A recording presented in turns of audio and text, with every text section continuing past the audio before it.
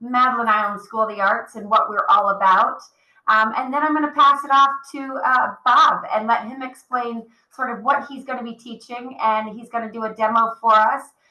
Please, if you have any questions, pop them in the Q&A, and we will go ahead. We've got my friend Christy Wandry and my colleagues Christy Wandry and Maddie Rupp are joining us off camera. They will be taking care of any questions you have. So let's get started. Hi, everyone. My name is Annie Sumner, and I am the director at Madeline Island School of the Arts. I am joined today by the wonderful Bob Burridge, who is going to be teaching an in-person workshop with us in Bar Harbor this fall, October 14th to the 18th. And he's going to be teaching Loosen Up Painting Retreat. And I am excited to show you what he's going to do. He's also going to be joining us in Tucson, January 6th to January 10th. And he's going to be doing abstract acrylic painting and collage.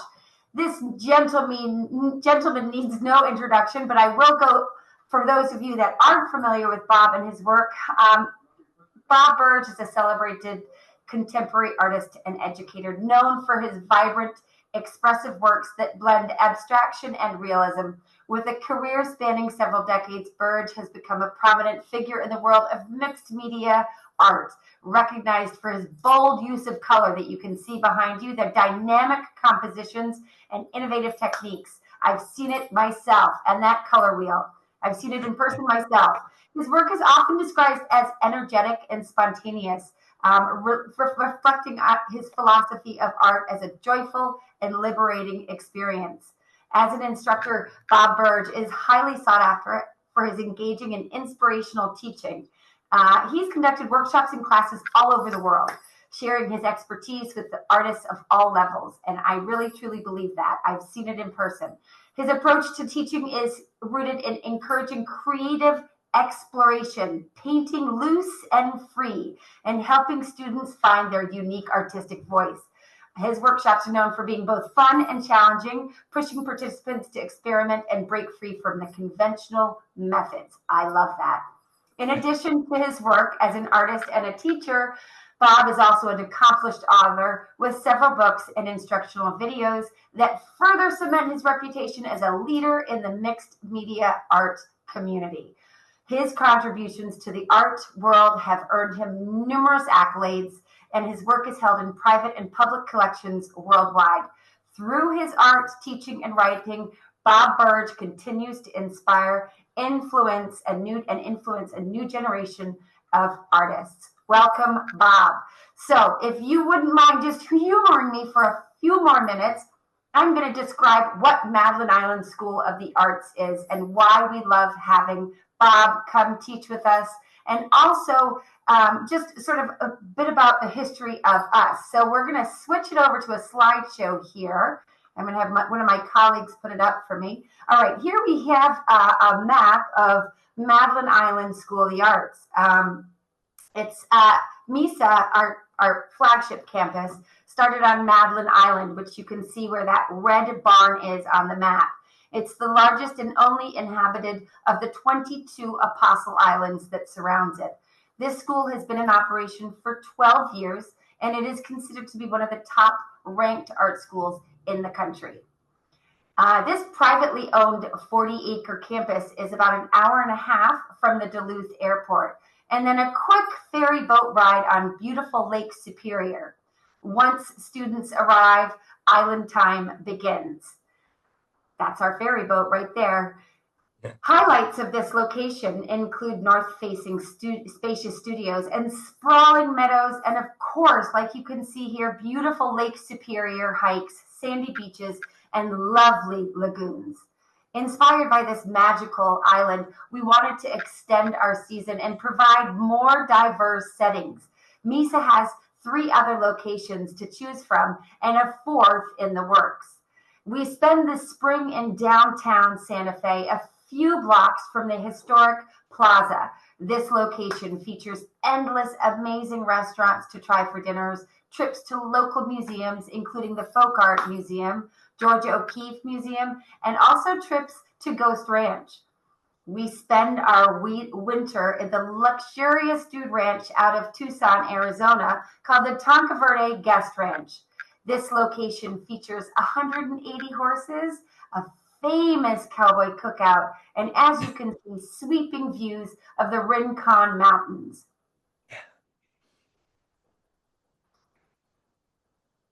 In the fall, we offer beautiful workshops in beautiful, sorry, we offer workshops in, and they're beautiful workshops too.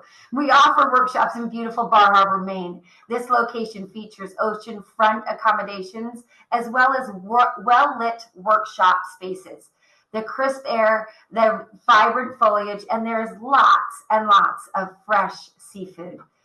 MISA is also excited to announce that we are adding our 5th location in the fall of 2025 in the Monterey Peninsula at a Silmar Conference Center. Oops, we're a little sorry about the pictures. A little this would be Tucson. Here we go. Here's a Silmar. It's a beautiful refuge by the sea on the Pacific Ocean. It includes beautiful walkways along the beach and breathtaking sunsets. We hope that you, after you have seen this fabulous webinar that we put on with Bob and his wife, Kate, will consider one of our workshops for the full MISA experience. Thank you so much for your time, and please know we're available anytime to answer your questions. These last couple photos that I have to share are from Bob's most recent workshop with us. If you can guess, yes, the saguaro cactuses gave it away. It's in Tucson, Arizona. Yeah. Great class. Oh, yeah. And this was our fun group of students that we had. We didn't make any mess at all. With plastic on the floor. Plastic on the floor, on the tables, and the creations were unbelievable. You had students that were beginners, advanced, but they just, every time I walked in, folks were laughing.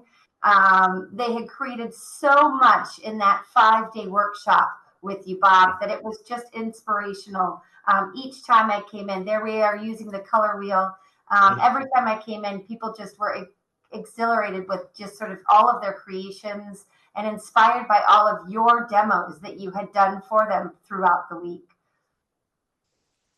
Oh, wow. It's great to relive this. Yeah.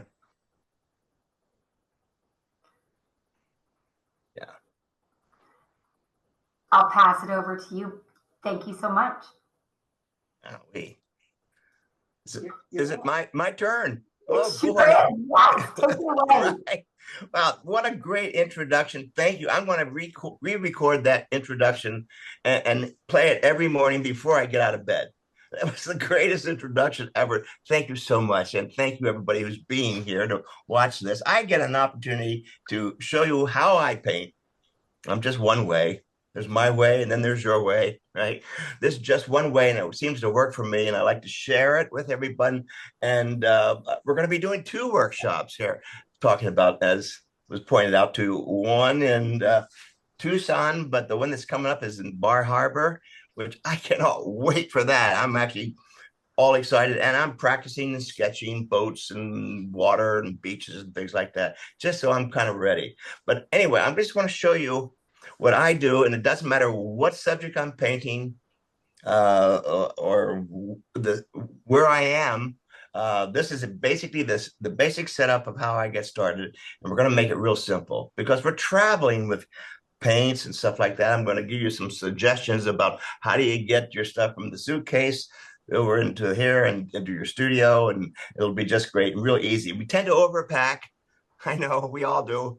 We don't want to be without our favorite something, right? We tend to overpack, but I'm just going to show you, you don't have to overpack. Whatever you've got is going to be perfect. Don't go out and buy new stuff unless you deserve it and need it, okay? But we're going to keep this low cost as possible, and we're going to do a lot of painting. That's the whole idea. You're not going to pay all this money and listen to me talk the whole time. You're there to learn new things and things that we all already know, actually, but we just don't apply them sometimes. It's just that, that's ongoing knowledge is what it is. And you don't, it's like, that's it. I got it. I'm going to go learn to play the cello now or something like that.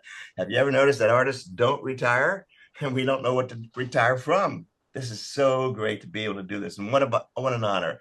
Also, one more thing I'd like to stress is you don't have to be a great painter to be in a workshop. That's why you take the workshop to get a little bit better or a little bit more knowledge on how does this person do that. And so I really admire anybody that takes the effort and gets here, physically gets to these workshops, and they're all set to paint. And that's really all you need to have is, I really want to do this. That's all you need.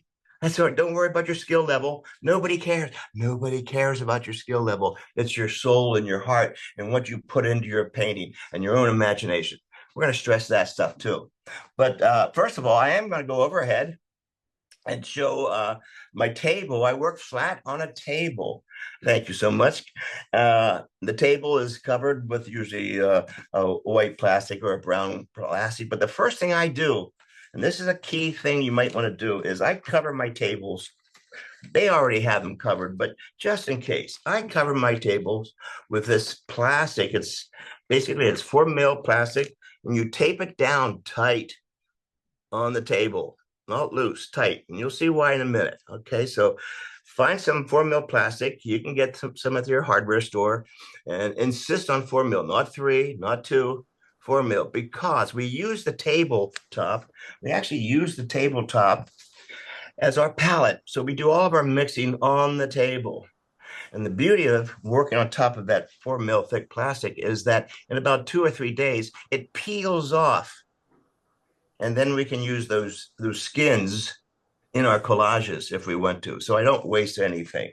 So these are the basic things I'm going to be doing and working with. So you can do it too. So this is my setup. My table is flat. I have tight plastic on top of it. My papers, I'll be using papers, watercolor papers. They can be gessoed, pre-gessoed, or not. It doesn't really matter. I happen to like to work on top of watercolor paper that's already been gessoed. The same stuff they put on the canvas.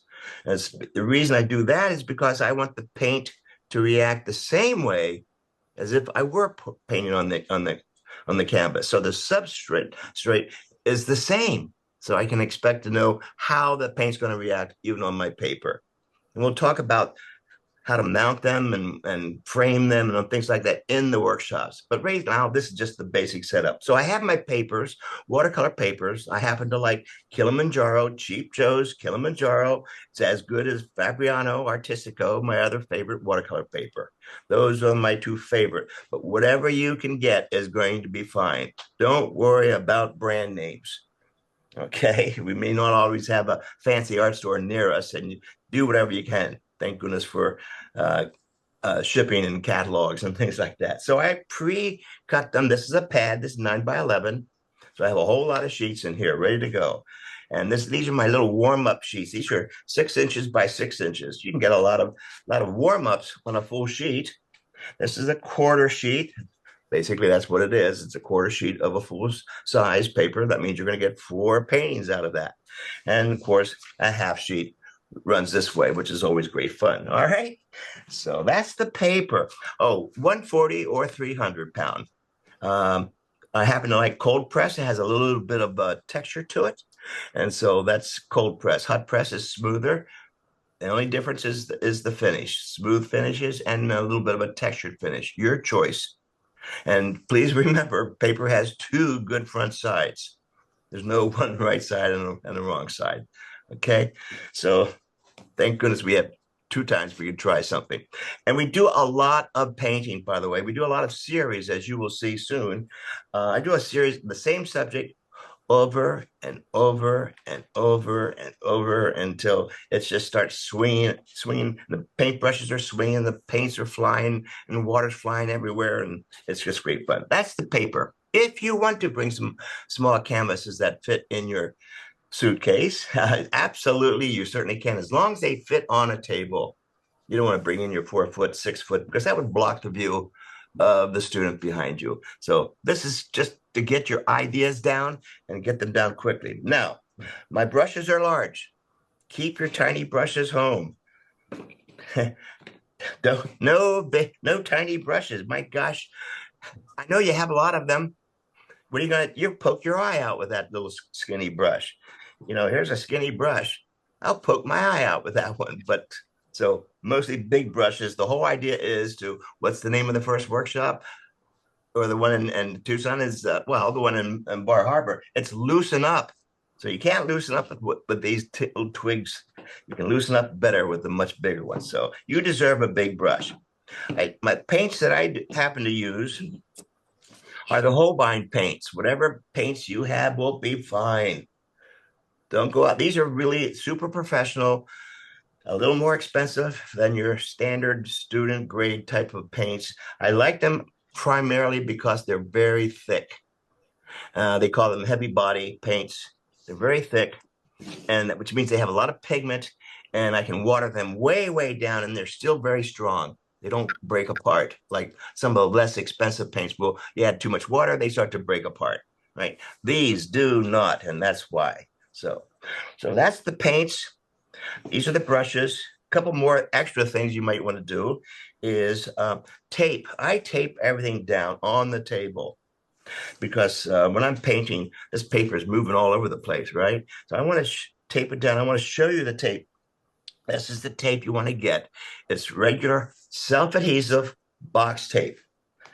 Not that tape, not that tape, not that tape, and not that tape. I know you have it because it's so pretty. I know you have it, but it doesn't stick because we take our painting and stick them on the wall. This is the only tape that will work and not take the paint off the walls. Okay, so it's just regular box tape. I happen to get it at Uline, and it works great. These are fine for temporary gluing down, but not if you want to keep the paper there. All right, these are some of the simple things. I know you know these. Also, make sure you bring a sketchbook. I bring a sketchbooks everywhere, and it's from me putting in paintings of mine and my ideas. I sketch a lot. I write a lot too to figure out what the heck am I doing here today. And so make sure you bring a sketchbook that's workable for you. It's a good size like this. And you might even start writing down your goals. What do I want to accomplish while I'm here? Those are, also a couple more things. A spray bottle is always nice. That's blue for water. And some rubbing alcohol. I have the hot pink here for danger. That's rubbing alcohol. You don't have to have these, but these are about the only two gimmicks I actually use. This rubbing alcohol, I'll show you how to make all those little bubbles. And of course, water. Every time I want to keep the paint slightly moist for a while, I'll just spray it, mist it with a little bit of water. I have that.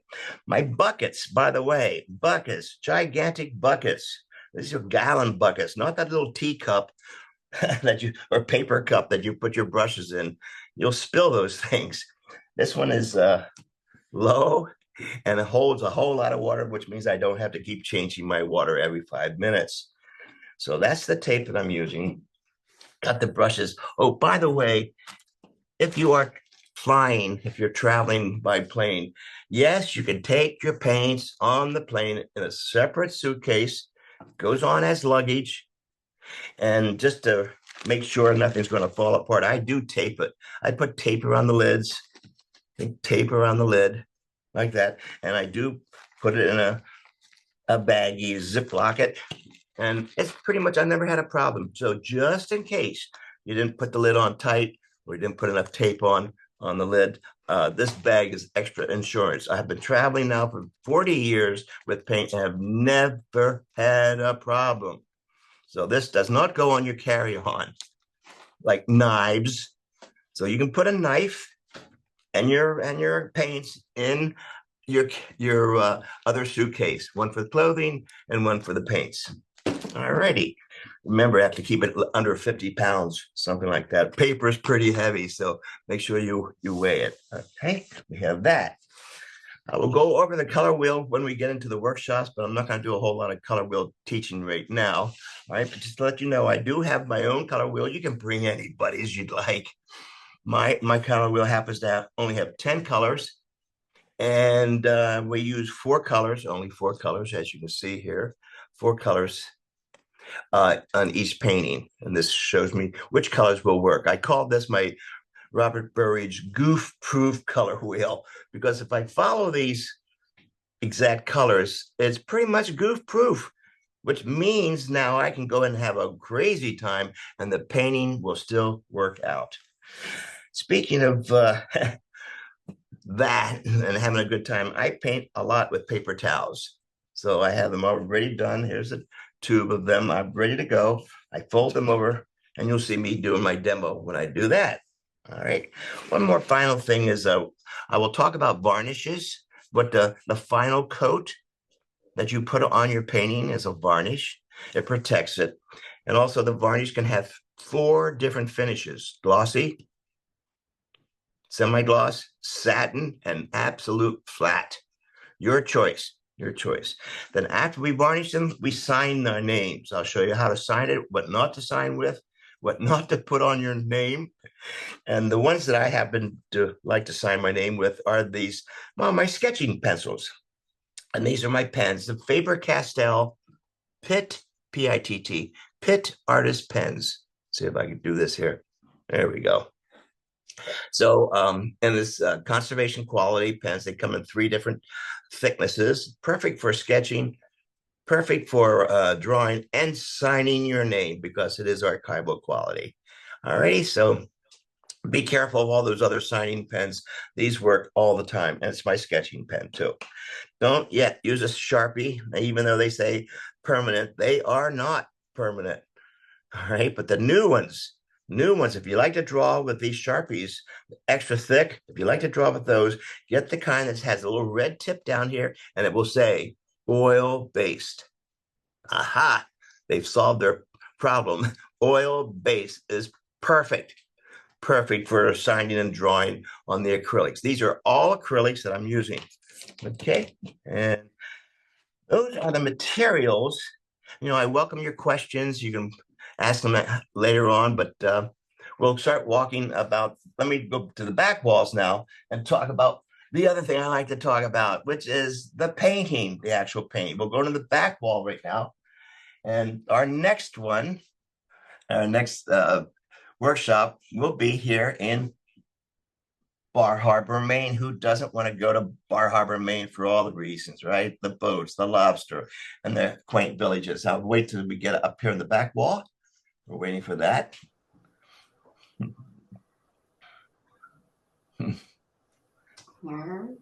And here we go to the back wall. All right. All right. Hold on, everybody. Here we go. There you go. Yay, yay. Thank you. All right, so I've divided this in half. There's your half line here. Okay. So so my next workshop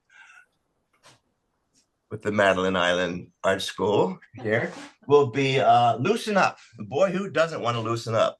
I know we're really good at tightening up, aren't we? We worked really hard to make it really perfect. Well, we don't work hard to make anything perfect in my workshop. We paint to have a great time. And so we use a lot of paint and we big brushes, and we act like we're crazy scientist millionaires. So the first thing we're going to be doing is talking about the simple things in a workshop about doing a painting. Why even do this pear, or why do the green peppers, or why the pineapple? How do we do these trees? You know, the first thing we do is we don't get our little brush out. We get our big brush. You can't be uptight with a big brush, right? So I'm going to show you about how we do our drip trees. We put a whole lot of paint up here and let it drip down. Very avant-garde. Anything to stay loose. And a simple, we paint a lot of fruits and vegetables if you'd like. It's all the same thing, either a round thing or a triangle. See, a pear is nothing more than a circle with a triangle on the top. And then we hit it with a strong light. I'm going to do a demo of that for you, just for something, just to show you how I paint too. And we'll be doing florals, crazy floral flowers, as I throw a lot of paint on the paper first and trying to find the flowers in a pot somewhere in there, right? And we turn it in that way. We make it all up. How great is that? We don't copy something. We don't copy from a photograph. You may be used to it, that, but wouldn't it be great to be a little freer and start using your own imagination and improvisation of what you already know? All right, so improv is really important to me. So we'll take everyday objects that we find on the table, coffee cups and your sunglasses and your cigars, whatever's on the table. I want you to be sketching that all the time. Kind of gets you used and comfortable with your subject matters too. So we're even going to be doing glasses of wine, whatever you'd like to do. But mostly I want to show you, you might need some glasses of wine after this workshop. But what we're going to do is show you how to paint glass, any kind of a glass, martinis, wine. They're big sellers, especially if you do those outdoor art festivals. These are the subjects that go real fast. Seeing they're instant, they recognize it, and nobody cares about your technical skill. I know you work really hard to make it just so right. Guess what? Nobody cares. Don't work hard at that. You work hard in your own imagination. People will remember your imagination. Think of Pablo Picasso. There you go. I could go on and on and on, but you get the whole idea. You get the whole idea. So I'm going to be doing one of those little demos real quick. Over here, I've been to this ranch. This is a dude ranch. And that's right, like 130 horses. We're talking about real cowboys. They all wear cowboy boots for a real reason, and big hats for a reason. It's warm, but it's a beautiful location where we get to paint. We have our own building. It's fantastic. Everybody gets their own table, plenty of sunlight and water, and the atmosphere. And by the way, the accommodations are spectacular. No complaints, especially the food. Just fabulous place. So in Tucson, Arizona, we'll be doing the abstract painting and collage. And they all actually have a meaning. Now I'm going to show you why to do a collage and also an abstract. And does it have any meaning? I want to show you a chart. This is a small chart that I have hanging in my own studio to remind me before I even start, is I write down what I call the 5 letter C's. First one is, well, what's the concept? I write this out. To me, I can't remember all this stuff. So I write in my sketchbook, what's the letter C? What's the big idea? Why am I doing this? Is it fruits or landscapes or drinks, or what is it that I'm painting? Write it down. You think you're going to remember. No, you won't. No, you won't. Besides, it's nice to have it written down to remind you. That's the first letter C. What's the content? What's the big idea? Why am I doing this? The next one is composition. There are many composition designs out there in the world, and I've chosen 16 of them. I have a little composition chart. Everybody gets one, and you can choose your own composition. Is it vertical, like this one? Is it horizontal? This particular one is called asymmetrical, where you have a whole lot of stuff over here like this, and one little thing over here, off balance, asymmetrical. I kind of like that one a lot. Okay. And, zigzag, diagonal, all those different compositions, and where to find the golden section, the focal point. So we'll save that for the workshop itself. That's great fun. And you're going to leave these workshops with more knowledge and more experience actually painting. We paint a lot. I don't do long lectures. We're here to paint. So you get to watch me paint, take photographs. I welcome photographs. If it helps you, then I'm doing my job. And you're doing your job too. The next letter C is color combination. What colors am I going to use to make this successful? And I know what a lot of us would do. We went down to our studio or where we go to paint, and we just can't wait. And so what's the first thing we do? We squeeze out all the colors in our palette. You're already out of control. Besides, some of those colors you may not even have used at the end of the day. It's kind of hard to put it back in the tube, isn't it? So I'll show you how to save a lot of money by just getting out the colors you want to use for that particular palette and that particular painting. Much easier. And don't waste any paint either, since you're thinking about that probably. Then I say continue. This is a big one. I don't do just one pair. I do 6. I don't do just one tree line. I do 6. I don't do one floor. I do 6. The reason is, and these are my warm-ups, the reason I do that is that you're the first one, you're all scared, you're all worried about things, the cost of color and cadmium red, oh my gosh, and you put it on the paper and you're just mixing it up so perfect, and you start going like this, oh my gosh, there's $5.50 right there. You're worrying about all that stuff. I'm going to help you with that. Some of your materials, where to get them, are less expensive. All right. So, but that's the first one. So you do it again.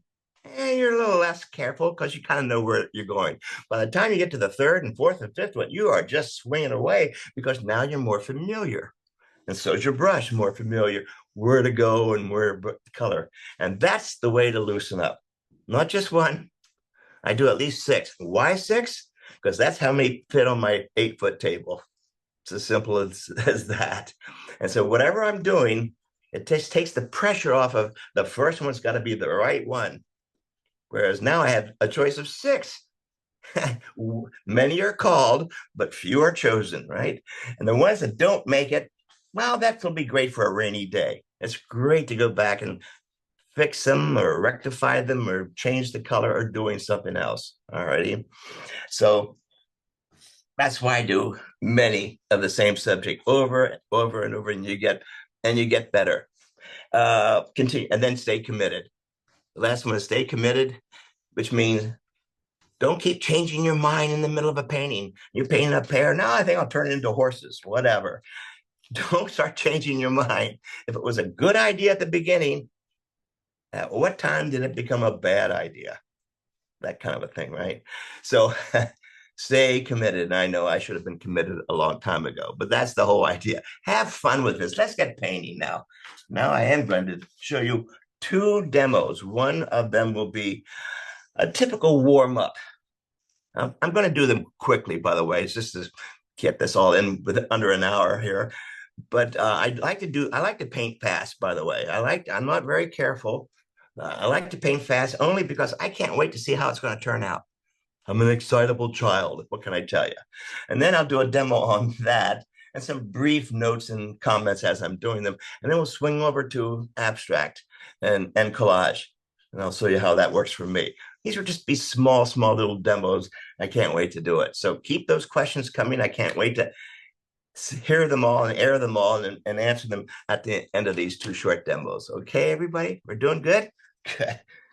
I know I'm doing good. Here's the table. It's all flat. I'm only going to put out red, yellow, blue for now, primaries. I'm not really going to get into the history of the color wheel just yet. All right. So I have here, whoops. Oh, sorry about that. My excitement here. I moved the camera. Sorry about that. We did not have an earthquake. I did not have an earthquake, no. There we go. Live TV, here we go. So I just have a small 6x6. Now this is how I keep the paper from sliding all over the place. I know many of us are used to putting tape on the outside to hold it down. I don't care for that, only because I want to paint on the whole paper.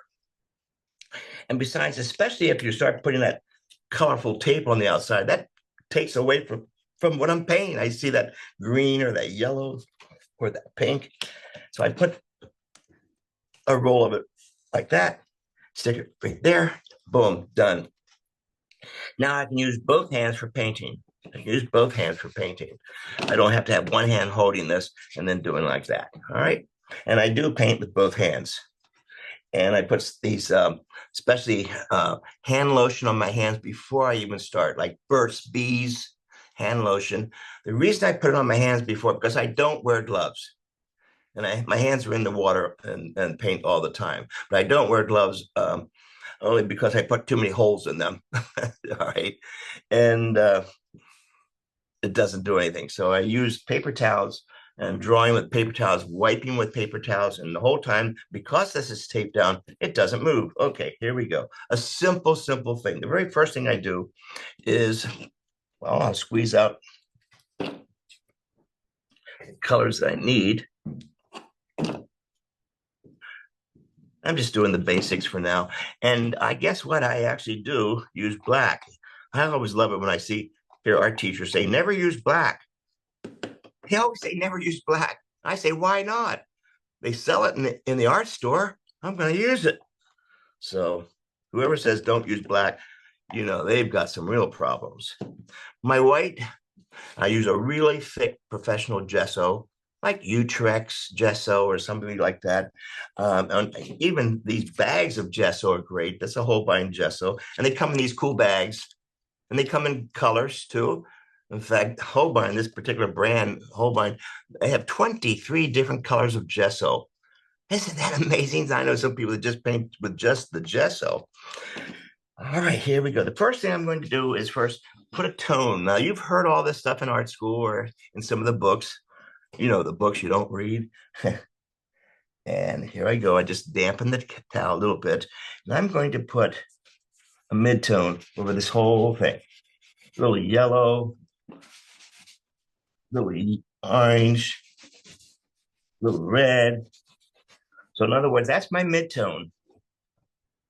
That's the mid-tone. How do I know that's a mid-tone? Because when I put a black or a white, if I do that, I can see all three values. That's a mid-tone. Close enough, right? This is called painting. This is not engineering drawing.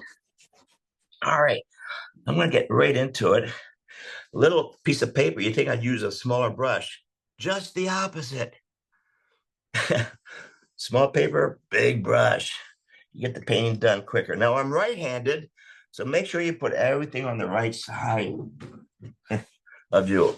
Don't sabotage yourself. Like here I am about to paint, and you say, oh, okay, the water's way over here. You see what you're doing? You're doing everything but painting. So don't do that. So I wet my brush. Always wet the brush first with water because you want the paint to just flow off beautifully. This is not spackling, so you're not going to be pushing it around. It's really wet and juicy and runny. And so we'll do a simple pear. And a pear is nothing more than a ball. You break everything down into circles and a triangle. Done. Sitting on a table. Done. Now, one more thing I do is people have a hard time deciding, well, where do I put the shadow? And how can I make it look not so flat? Not so flat. Well, what I always do is I write on the table itself any help I can get. That means the light is shining on this pear. All right. In this direction. So, well, if that's the case, quickly, I'll just make sure that this side of the pear, this side of the ball, has a lot of light on it. There we go. All right. Shining on here. No detail yet. And the dark part of the pear is where no light shines on it. So that'd be the backside. Think of the moon. I'll do this even with black to make it more dramatic. Backside, backside, backside. No light goes back there. Light doesn't go around the corner. Again, think of the moon. That's a pretty basic stuff. I've got three values: the lightest light, mid-tone, and the darkest dark. Now, just to really emphasize, in case anybody doesn't realize the light's coming across this way, I'm going to have it sit on its own shadow. All right, we're at this level now. And one more little thing is now the next level will be, let's go and start to clean up some of this. And there we go. Wow. Just putting color right on top of wet, on top of wet, on top of wet. I can do that because this paint really is that good and doesn't get muddy on me. Okay. Now, if the light's coming across here in a dark room, we'll give it a good blue line here. We'll give it some blue. So short, choppy strokes. Think of the French Impressionists. Get in, get out. Get in, get out. Get in, get out. Short, choppy strokes. This made the pear even come forward. Come along here, even short, choppy stroke. Now that light, think of a flashlight, is coming across here, shining on this, on the pear. And it also continues to shine back here.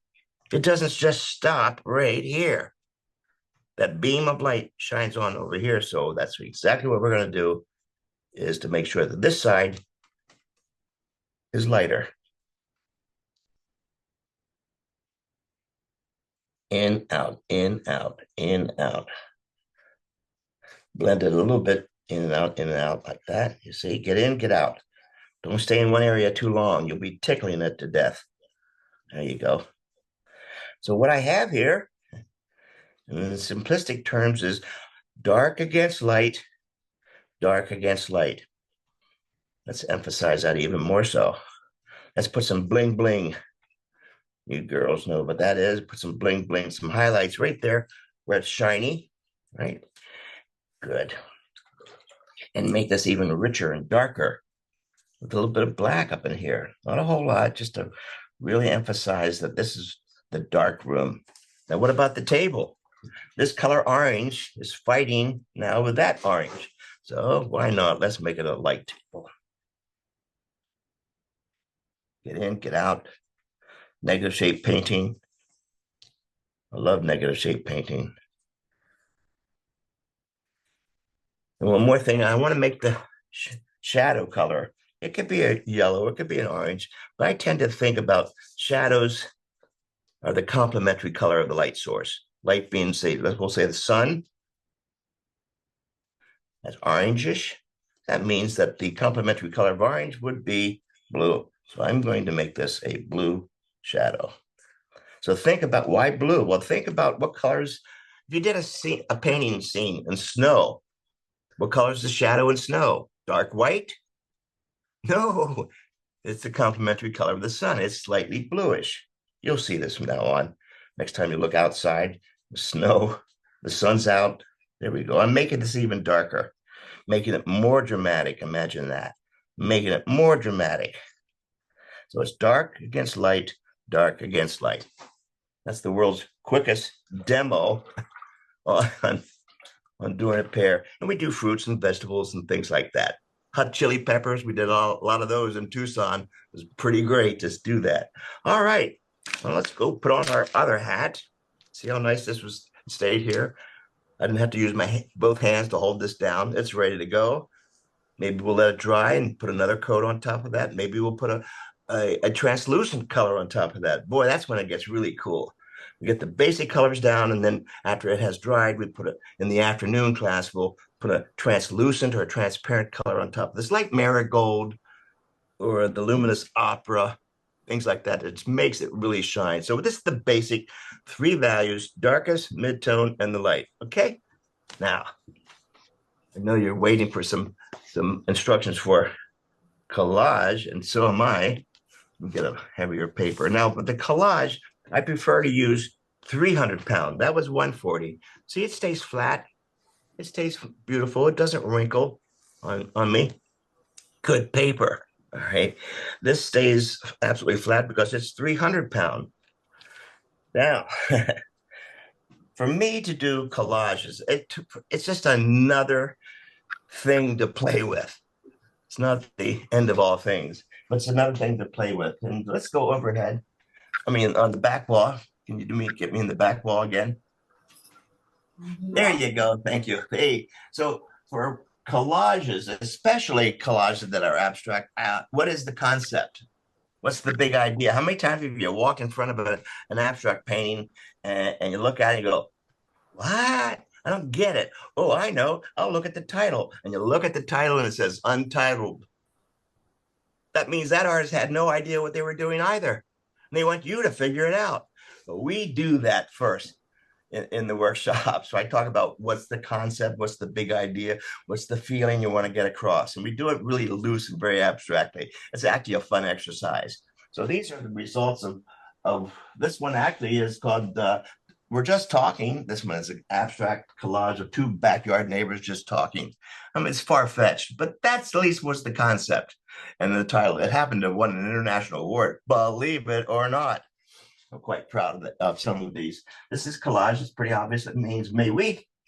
And it's all French going on right now. So I've been doing a lot of words that are actually upside downs from stencils. Those happens to be a I-N-O. I know of a stencil. And I put it upside down and it just said, we. What a neat thing. I know that's the name of the painting. Weird stuff like that. But all of these are based on gluing collage paper down and painting on top. I'm going to show you a real quick step by step how I do that. All right. So we will go overhead. And I just want to show everybody that I have all kinds of collage papers, by the way. I either Xerox them, at the Office Max kind of stores. I make my own. I like to tear my own stencils. That way I have ownership. I do not buy things that are already pre-printed from a bookstore or from another crafty types of an art store. Because if we all start using this, all of our paintings would start looking the same. And I don't want to have my paintings necessarily looking the same, and they become all mediocre after a while. That's the problem with mediocrity. There's just so much competition. So it all depends. You want to join the sheep or be the head person? All right. So we make our own, we have our own ownership. Here I go. Now, the paper, I put the paper down first. I paint on top of it. And after that dries, I put some more paper down and put more paint on top of it. I keep building layers. The painting is never over, by the way. It just stops at interesting places. And that's your job, is to know when to stop. Isn't that always our problem, right? So the glue I'm using will be a gel medium, a regular gel medium. You could use Elmer's glue if you wanted to, if you needed to. But the glue I use, because it doesn't yellow, it works every time.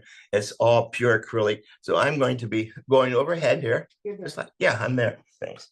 And I'm going to now put glue over the whole piece of paper. The whole piece of paper will have glue on it. I'm not one of those collage artists that does this. Takes a little piece of paper like that and puts a little glue on it and sticks it on like that. I don't do that. That's too time consuming. So I put glue over everything. As I mentioned to you earlier, I can't wait to see what's going to turn out and look like. So with this particular one, this particular piece I'm doing, it's just a warm-up. I do 6 little warm-ups every morning too. It's like your stretching exercises. But I'm not going to be using this. It's too common. So these are like stretching exercises. These are my Pilates before I go in to start doing the big paintings. So here's some Xerox type. We'll just get it started. Stick it right on top of it. Now I put the glue on top of it. In other words, I'm embedding it, really sticking it. So that's all going to be nice and sticky. And the composition on this one will be, we'll just say asymmetrical, which means I'm going to have a whole lot of stuff on over here, off down, and one over here in the golden section. Because I looked at the color chart. It says it right there. Oh boy, here's some more.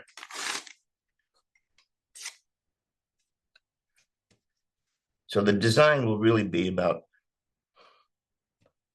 anything I want it to be. Here's some paper collages that I like to use.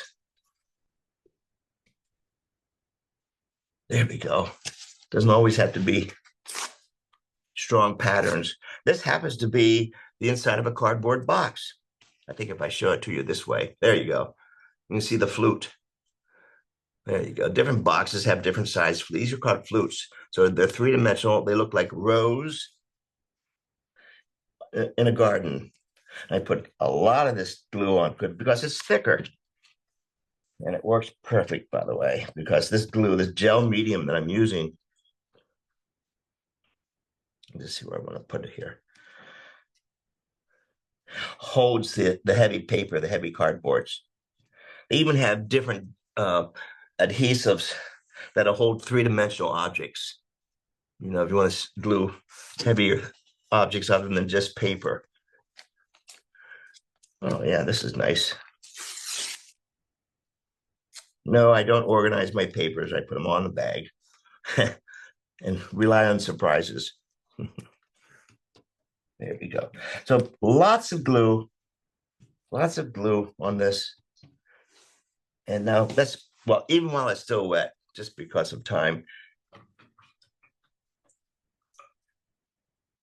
we'll get this painting going here.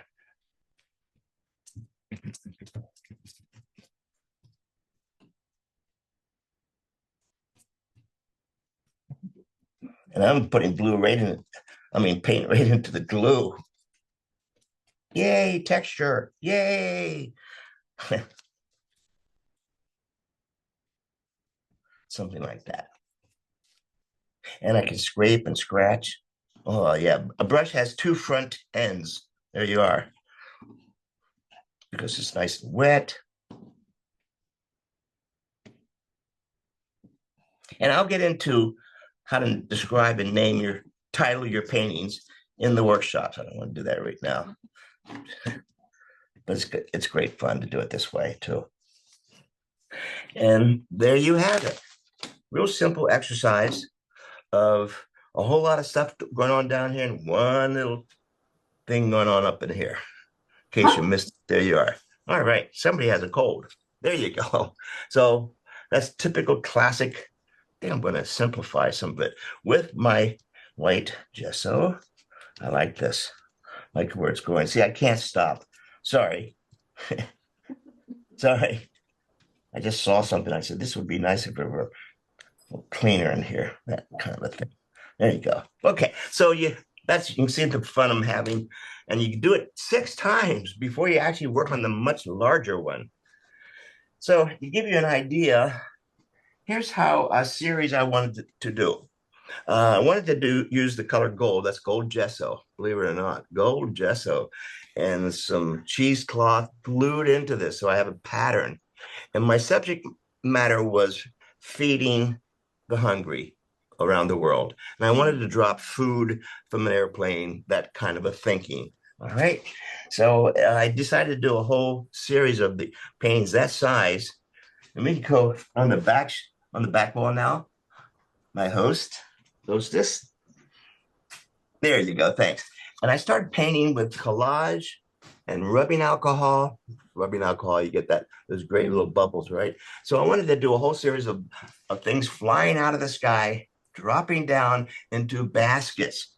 Now, because I had a limited space to do this, a small table, I did a whole lot of small ones.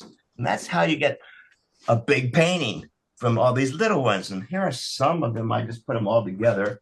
And these are all about vessels holding things from the sky. So you can see how you get a series going. So even though you have a small table, maybe, you can do big paintings if you think of modulars, okay, and do things like that. So this will be put together as a modular. These are 10 inches by 10 inches. Now the painting's 30 by 30. See how that works? So it's great fun. Well, I think I've shown you enough of the collages and the general idea of what we're going to be doing, most primarily painting a lot and having fun, and helping you to breathe during this whole process. By the way, it's amazing how you all hold your breath during the entire painting time. I don't know how that happens, but I want to say thank you so much for watching this one. I'm so glad to be able to teach here at these 2 workshops. They treat us as kings and queens. We have such a great time, and I'm so well taken care of, and everybody is too. So the accommodations are great. I can't say enough about them, and I can't wait to get back to Tucson and in that dude ranch with those horses and creating more abstracts like that with you, I hope. What fun, Bob. Thank you so much. Well, I'm done too. Both of those demos that you just did give, just watching someone who doesn't have the confidence to just put art or put paint on paper, your enthusiasm and your teaching style just is inspiring for giving all of that confidence and creativity to the students. Thank you. It works for me. That was perfect. And I am a lucky owner of one of your fabulous pairs that you did in Tucson. And I'm looking forward to that in Bar Harbor. There's so much inspiration from the landscape and the colors around and the water and the green. It's such a difference from Tucson. If you wouldn't mind, and we know we have a couple of minutes here, I have a couple of questions that maybe I can put you on the spot. And see if you'd give us an answer.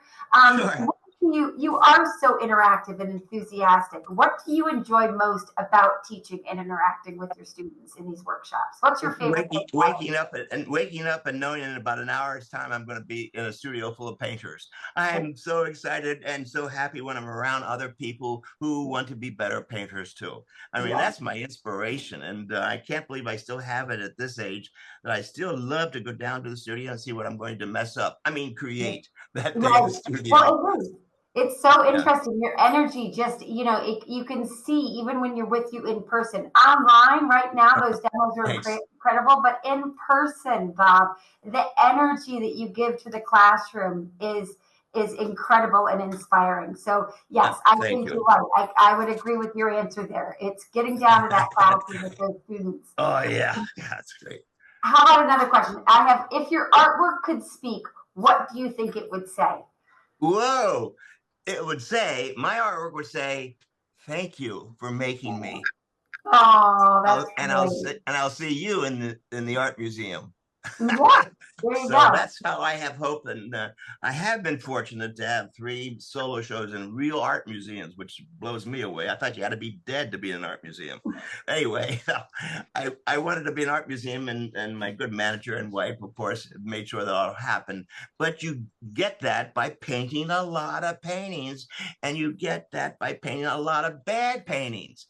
Everything I touch does not turn to gold. And so when you go to the museum, you only see the best of that art. You didn't see their studio full of paintings that just haven't made it yet. And that's one of the reasons I like to do multiple. So yeah, I'm fortunate to find something that I love to do. And I'm surprised myself that I haven't run out of ideas or enthusiasm. And I'm fortunate to be healthy too. And that makes it, and a great support system too. I surround myself with people like you that support me and my character, and allows me to continue on doing these foolish, wonderful things, and being with other artists. So I hope I'm answering your questions okay.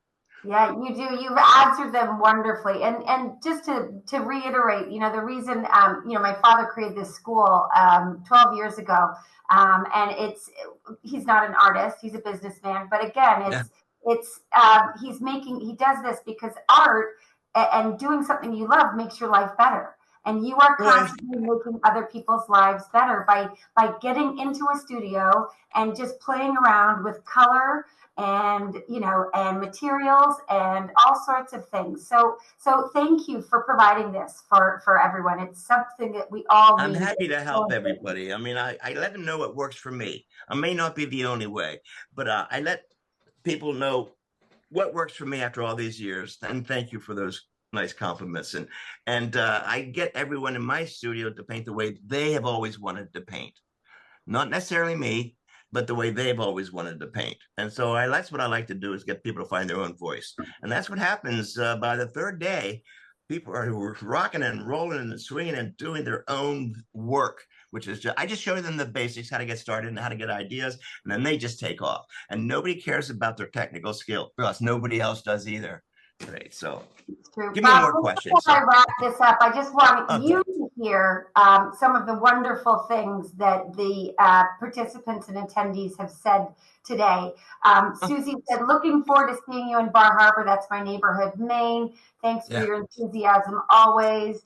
Thank you. Always feel good and inspired whenever Cheryl Bree said, I always feel good and inspired whenever I watch Bob. He makes me smile and laugh and motivates me." Patty said, "I agree. He has a fabulous sense of humor." Helga said, "Thank you so much. I enjoyed a lot as always." Sandra said, "Bob's energy and enthusiasm are infectious." Janet says, "This is great. Energetically inspired workshop." So I can't say enough more about you. Thank you, Bob and Kate, for your time today. We appreciate it. Madeline Island School of Arts is so looking forward to hosting you both in Bar Harbor. The dates again are October 14th to October 18th. We are allowing the opportunity to come as a day student and not stay on the location. So if you have family or friends in the area, definitely look into that. The workshop will be called Loosen Up Painting Retreat, and I think we just saw a little bit of that right there. And then again, Bob and Kate will be back with us in Tucson next year, January 6th through the 10th. The abstract acrylic painting and collage workshop will be presented there during that. And again, someone was asking, what are the times of the workshops? Typically, we run Monday through Friday, and the workshop hours run from 9 to 4 with an hour for lunch in between. And it's really a wonderful way to get involved, do your warm up in the morning. And by the end of that 5 days, Bob, the creations that you have gotten your students to just, dive into are so inspiring. We saw it at the beginning of this workshop. Don't forget, this workshop has been recorded. So if you didn't make it, or if you want to watch it back and see all the things that Bob used in his materials, definitely we'll have that out tomorrow for the recording for everyone that was signed up. But thank you for this opportunity. I love doing this with you. And so it's great to see you again. And I can't wait to get out to Bar Harbor and Tucson and throw paint all over you. Thank you, everybody, for watching. And I thank you for the invitation. Everyone. Thanks for joining us.